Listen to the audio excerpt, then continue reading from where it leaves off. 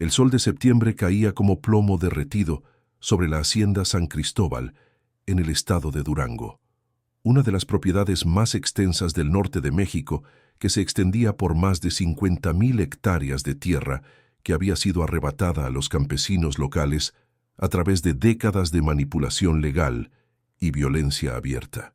Era el año de 1913 y la Revolución Mexicana llevaba ya 3 años ardiendo a través del país, transformando el orden social que había existido durante siglos.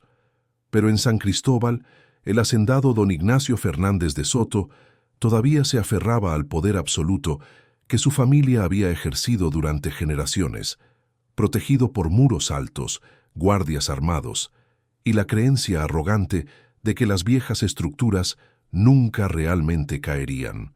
Don Ignacio era un hombre de 62 años, con el rostro marcado por décadas de excesos, demasiada comida rica, demasiado vino español importado, demasiados años asumiendo que el mundo existía para servirle. Su vientre protuberante tensaba los botones de sus chalecos caros, y su rostro había adquirido la coloración rojiza permanente de alguien cuya presión arterial era peligrosamente alta. Había heredado San Cristóbal de su padre, quien la había heredado del suyo, una línea ininterrumpida de terratenientes que habían construido su riqueza sobre las espaldas rotas de peones que trabajaban en condiciones apenas diferentes de la esclavitud.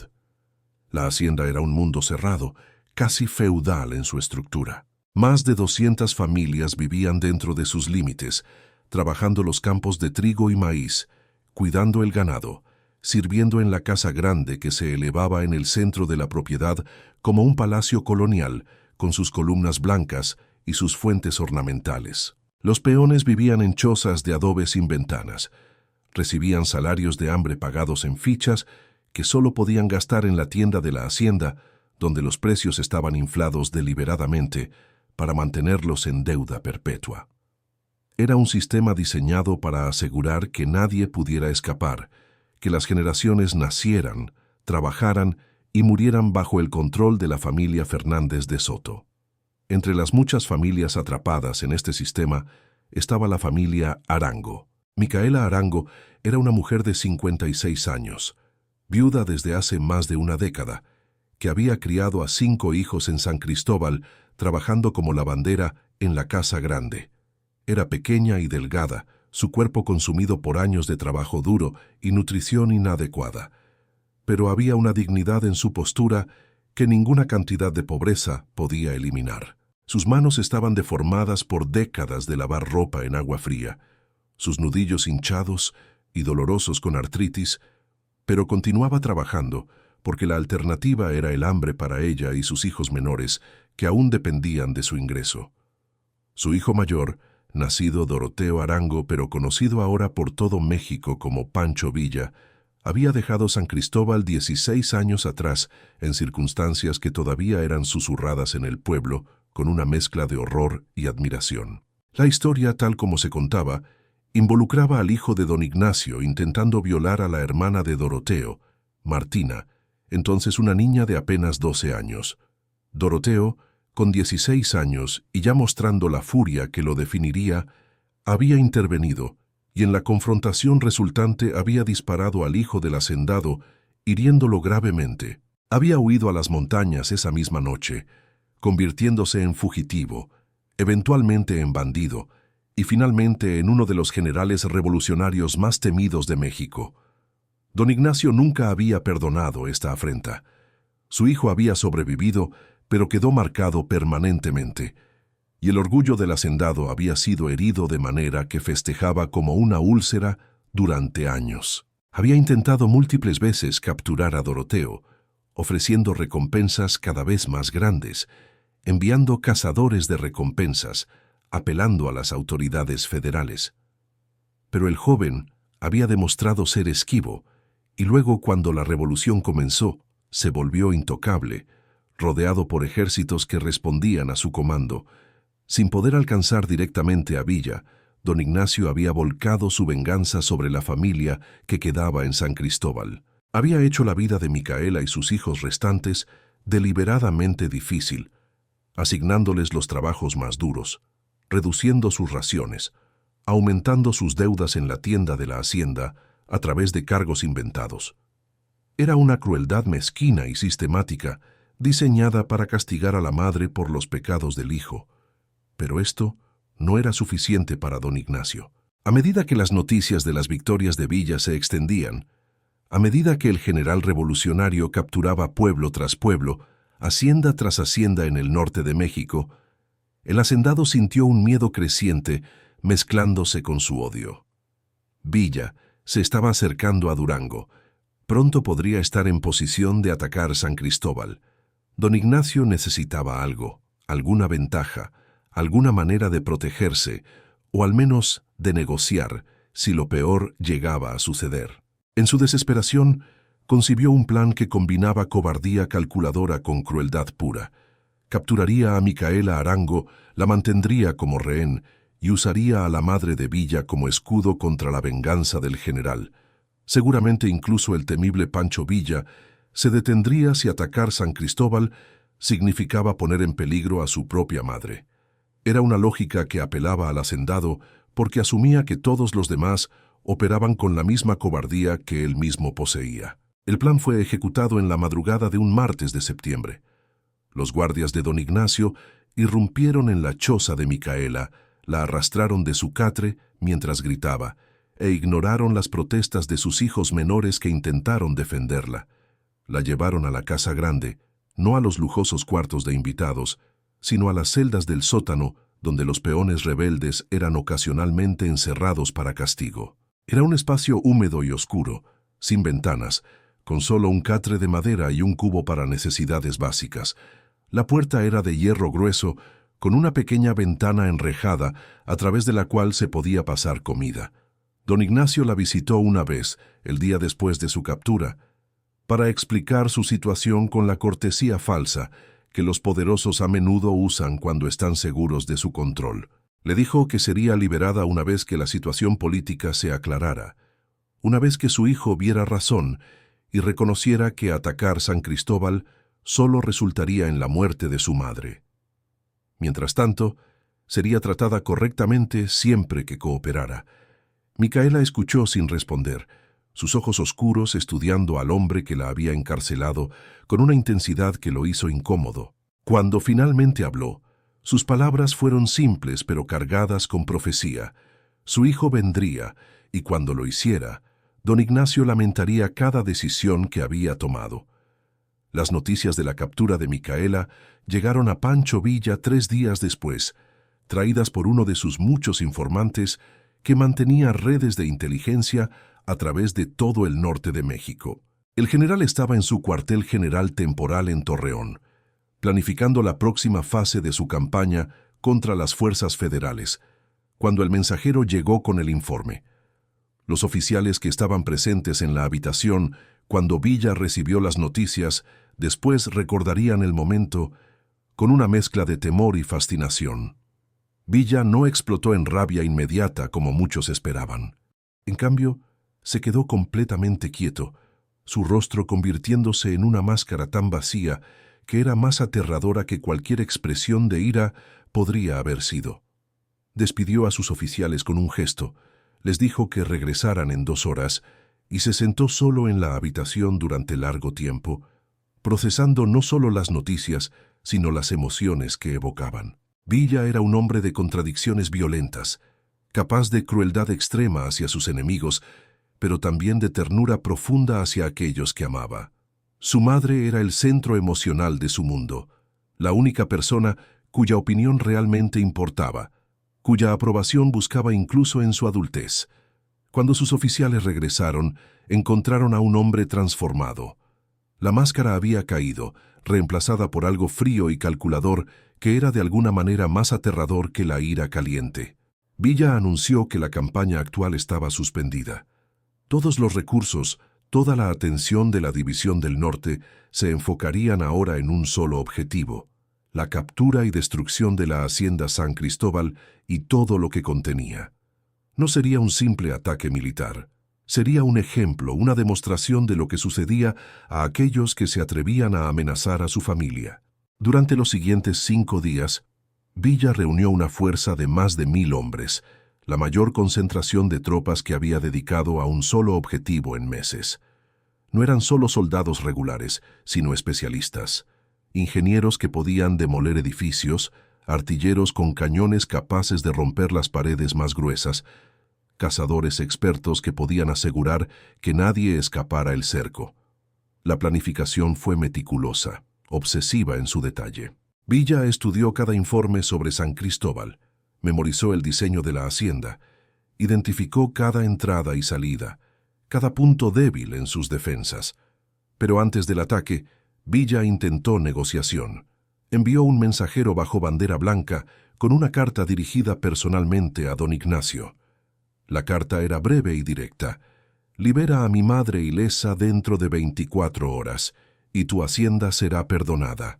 Rechaza, y no quedará piedra sobre piedra. Era una oportunidad para que el hacendado salvara todo lo que poseía, simplemente haciendo lo correcto. Don Ignacio recibió la carta en su estudio, rodeado por sus propios asesores, quienes le instaron a aceptar los términos. Pero el orgullo y el odio acumulado de años nublaron su juicio. Se convenció de que Villa estaba farolando, que incluso el general revolucionario no se atrevería a atacar una posición tan fortificada cuando significaba poner a su madre en peligro directo. Envió de vuelta al mensajero con su propia respuesta. Micaela sería liberada solo cuando Villa se rindiera personalmente y enfrentara justicia por haber disparado al hijo de don Ignacio 16 años atrás. Era una demanda imposible, y todos lo sabían. Villa leyó la respuesta con expresión inescrutable, luego calmadamente la arrojó al fuego. Dio la orden que sus oficiales habían estado esperando. Prepárense para el asalto. Pero añadió una instrucción adicional que sorprendió a algunos de los presentes. El ataque no sería inmediato y frontal. En lugar de eso, Villa ordenaría un asedio metódico que cortaría la hacienda completamente del mundo exterior, estrangulándola lentamente, permitiendo que el miedo creciera dentro de esos muros mientras los defensores esperaban el golpe inevitable. La división del norte rodeó San Cristóbal al amanecer del 6º día. 1000 hombres en posiciones que formaban un círculo completo alrededor de la hacienda, lo suficientemente lejos para estar fuera del alcance de rifle, pero lo suficientemente cerca para que nadie pudiera entrar o salir sin ser visto. Villa estableció su cuartel general en una colina con vista clara de la Casa Grande, donde don Ignacio podía verlo con binoculares, un recordatorio constante de quién estaba en control ahora. El asedio comenzó no con violencia, sino con psicología. Villa ordenó que sus tropas cantaran durante la noche. Canciones revolucionarias que hablaban de justicia para los oprimidos y castigo para los opresores. Durante el día, practicaban ejercicios militares visibles desde los muros de la hacienda, demostraciones de disciplina y fuerza diseñadas para desmoralizar a los defensores. Cada pocos días, Villa enviaba otro mensajero con la misma oferta: libera a mi madre y esto termina. Cada vez don Ignacio rechazaba, aunque sus rechazos se volvían menos arrogantes, más nerviosos a medida que pasaban las semanas. Dentro de San Cristóbal, las condiciones se deterioraban. La hacienda tenía suministros para sostener a su población durante quizás un mes, pero con cada día que pasaba las raciones se reducían. Los guardias de don Ignacio, reclutados de pueblos cercanos y leales solo porque les pagaban, comenzaron a cuestionar si valía la pena morir por el orgullo de un hacendado viejo. Los peones, quienes nunca habían tenido lealtad hacia don Ignacio, empezaron a murmurar sobre simplemente abrir las puertas y dejar que Villa entrara. Micaela permanecía en su celda del sótano, alimentada con raciones cada vez más pequeñas, sin saber exactamente qué estaba sucediendo arriba, pero escuchando los murmullos de los guardias, percibiendo el miedo creciente. Una noche, casi 3 semanas después del comienzo del asedio, escuchó algo nuevo, una explosión distante, luego otra y otra. Villa había ordenado que los cañones abrieran fuego, no sobre la Casa Grande, donde sabía que su madre estaba siendo retenida, sino sobre las estructuras exteriores de la hacienda. Graneros explotaron en llamas, Muros defensivos se derrumbaron, torres de vigilancia fueron reducidas a escombros. Era una demostración de poder, un mensaje claro. Villa podía destruir todo cuando quisiera. Al día siguiente, la primera deserción ocurrió. 5 guardias simplemente dejaron sus puestos durante la noche y caminaron hacia las líneas villistas, sus manos levantadas en rendición. Fueron recibidos no con violencia, sino con comida y la oportunidad de unirse a la revolución o simplemente marcharse. La noticia de este tratamiento se extendió rápidamente entre los defensores restantes y las deserciones se aceleraron. Para la 4ª semana del asedio, don Ignacio tenía menos de 20 hombres que aún estaban dispuestos a defender la hacienda, y ninguno de ellos parecía particularmente comprometido con la causa. Finalmente, fue uno de los peones quien tomó la decisión que don Ignacio se había negado a tomar. Un hombre llamado Rafael, quien había trabajado en San Cristóbal toda su vida y cuya familia había servido a los Fernández de Soto durante generaciones, reunió a un grupo de trabajadores leales y confrontó al hacendado en su estudio. Le dijeron simplemente que habían tenido suficiente, que no morirían por su orgullo, que abrirían las puertas a Villa con o sin su permiso. Don Ignacio, enfrentando finalmente la realidad de su situación, colapsó en su silla, un hombre roto que reconocía demasiado tarde la magnitud de su error. Rafael y sus hombres fueron al sótano, abrieron la celda de Micaela y la ayudaron a subir las escaleras hacia la luz del día que no había visto en casi un mes. Estaba débil por el confinamiento y la alimentación inadecuada, parpadeando contra la luz brillante del sol, pero su espíritu permanecía intacto. Caminó por las puertas principales de San Cristóbal con su cabeza en alto, sostenida por Rafael a un lado y otro peón al otro, mientras los villistas observaban desde sus posiciones alrededor de la hacienda. Villa vio a su madre emergiendo y por un momento su compostura férrea se quebró. Cabalgó hacia adelante solo, desmontó y caminó hacia ella con pasos que comenzaron medidos, pero se aceleraron hasta que estaba corriendo. Se arrodilló frente a ella, este general temido que comandaba ejércitos, y tomó sus manos deformadas por el trabajo en las suyas, lágrimas corriendo sin vergüenza por su rostro, mientras le preguntaba una y otra vez si estaba herida, si la habían lastimado. Micaela lo aseguró que estaba bien, solo cansada, solo hambrienta, pero no rota. Le pidió algo que sorprendió a todos los que lo escucharon, que mostrara misericordia, que no permitiera que su rabia se convirtiera en la misma brutalidad que habían combatido. Pero Villa, aunque amaba y respetaba a su madre más que a nadie en el mundo, no podía cumplir completamente esta petición. Había hecho promesas, establecido expectativas. Un ejemplo tenía que ser dado o su autoridad se erosionaría. Otros intentarían tácticas similares pensando que podían escapar sin consecuencias. Lo que siguió fue una demostración calculada de poder que caminaba una línea cuidadosa entre justicia y venganza. Villa permitió que todos los peones y trabajadores de San Cristóbal se marcharan libremente, muchos eligiendo unirse a su ejército, otros simplemente yéndose a buscar nuevas vidas en otras partes. Cualquiera que hubiera mostrado amabilidad a su madre fue recompensado con dinero y provisiones. Rafael recibió título de propiedad de tierra que Villa había capturado en otras partes de Durango, convirtiéndolo de peón sin tierra en pequeño terrateniente de la noche a la mañana. Pero para don Ignacio y los pocos guardias que habían participado activamente en el encarcelamiento de Micaela, la justicia fue severa. Villa convocó un tribunal revolucionario, un juicio público donde los crímenes del hacendado fueron enumerados no solo contra la familia de Villa, sino contra generaciones de peones que habían sido explotados, golpeados, mantenidos en esclavitud de deuda. Testigo tras testigo vino adelante con historias de abuso, de familias destruidas, de vidas arruinadas por la codicia y crueldad de los Fernández de Soto. El veredicto era inevitable. Don Ignacio fue encontrado culpable de crímenes contra el pueblo de México. La sentencia fue ejecución por pelotón de fusilamiento, llevada a cabo al amanecer del día siguiente en el patio central de la hacienda que había gobernado como tirano durante décadas. Villa no participó personalmente en la ejecución. Esa tarea fue dada a hombres que habían sufrido directamente bajo el dominio de don Ignacio. El hacendado enfrentó su muerte con más dignidad de la que había mostrado en vida, rechazando una venda, mirando directamente a los rifles que lo matarían. Pero la venganza de Villa no terminó con la muerte del hacendado. Ordenó que la gran casa, ese símbolo de opresión que había dominado el paisaje durante generaciones, fuera completamente destruida. No solo quemada, sino demolida, piedra por piedra, hasta que nada quedara excepto los cimientos. La destrucción tomó 3 días, con equipos de trabajadores, muchos de ellos antiguos peones de San Cristóbal, desmantelando sistemáticamente cada estructura.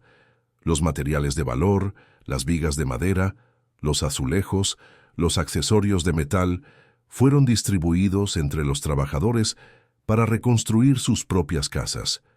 Lo que no podía ser reutilizado fue quemado. Las tierras de San Cristóbal fueron divididas entre las familias que habían trabajado allí durante generaciones, cada familia recibiendo parcelas que podían cultivar para sí mismas en lugar de para un hacendado ausente. Villa supervisó personalmente la distribución, asegurándose de que fuera justa, que nadie fuera olvidado. Era reforma agraria en su forma más directa y radical, la promesa central de la revolución, hecha realidad a través de la fuerza de las armas y la voluntad de redistribuir la riqueza. Las noticias de lo que sucedió en San Cristóbal se extendieron por todo México con la velocidad de las comunicaciones telegráficas. Para los partidarios de la revolución, se convirtió en una historia de justicia poética, evidencia de que incluso los más poderosos podían ser derribados, que las viejas estructuras de opresión podían ser demolidas literal y figurativamente. Para los hacendados restantes y la élite propietaria de tierras, era una advertencia aterradora de lo que les esperaba si la revolución llegaba a sus puertas. Pero la historia también contenía una lección más personal que resonó más allá de la política de la redistribución de tierras. Don Ignacio había cometido el error cardinal de asumir que podía usar el amor de un hombre por su madre como debilidad a ser explotada. En cambio, había descubierto que tal amor, cuando era amenazado, se convertía en la fuerza más peligrosa imaginable. Villa había demostrado que era capaz de paciencia estratégica cuando se requería, que podía planificar y ejecutar operaciones complejas con precisión militar. Pero también había demostrado que había líneas que no debían ser cruzadas, vínculos familiares que eran tan sagrados que violarlos invitaba a destrucción absoluta. Micaela vivió otros 4 años después de su liberación de San Cristóbal, años que pasó en relativa comodidad bajo la protección de su hijo ahora famoso. Villa se aseguró de que nunca volviera a querer nada, que tuviera una casa propia con sirvientes que la atendieran, que los mejores médicos disponibles trataran sus dolencias. Pero nunca recuperó completamente de su mes, en ese sótano oscuro. La experiencia había tomado algo de ella que no podía ser restaurado incluso con toda la riqueza y poder que su hijo podía proporcionar. Cuando murió en 1917, Villa estaba a su lado, sosteniendo las mismas manos deformadas que había sostenido el día de su liberación. Su funeral fue asistido por miles, campesinos que vinieron de toda la región para rendir homenaje a la madre del general que había luchado por ellos. Fue enterrada no en algún cementerio grande de ciudad, sino en el pequeño pueblo donde había nacido, una elección que ella misma había hecho, queriendo estar entre su gente, incluso en la muerte. Villa nunca habló públicamente sobre lo que sucedió en San Cristóbal después del funeral de su madre. El evento se convirtió en parte de su mitología, una de las muchas historias que definían su reputación como hombre que no olvidaba lealtades ni traiciones. Para aquellos que lo conocían bien, San Cristóbal representaba algo más allá de venganza simple. Representaba la colisión de 2 Méxicos, el viejo orden de haciendas y peonaje, y el nuevo mundo que la revolución estaba tratando de crear a través de sangre y fuego. La tierra donde una vez se alzó la gran casa de San Cristóbal permaneció vacía durante décadas, un campo de escombros cubierto de maleza que la gente local evitaba, no por miedo sobrenatural, sino por respeto hacia lo que representaba. Generaciones después, cuando los nietos de aquellos que habían vivido a través de estos eventos contaban las historias a sus propios nietos, San Cristóbal era recordado no tanto como lugar de violencia, sino como sitio de transformación, donde un sistema que había perdurado durante siglos fue finalmente roto y algo nuevo, aunque imperfecto, tuvo la oportunidad de crecer en su lugar. La venganza de Villa había sido brutal, sin duda, ejecutada con la misma violencia implacable que caracterizaba la revolución en general. Pero para aquellos que habían sufrido bajo el sistema que don Ignacio representaba, también había sido justicia, tardía y sangrienta quizás, pero justicia sin embargo. La historia de San Cristóbal se convirtió en una de las muchas historias que definieron la Revolución Mexicana. Un recordatorio de que cuando las personas son empujadas demasiado lejos, cuando todos los canales pacíficos de cambio son cerrados, la violencia se convierte no en una elección, sino en una inevitabilidad, y aquellos que sembraron vientos de opresión eventualmente cosecharían tempestades de venganza.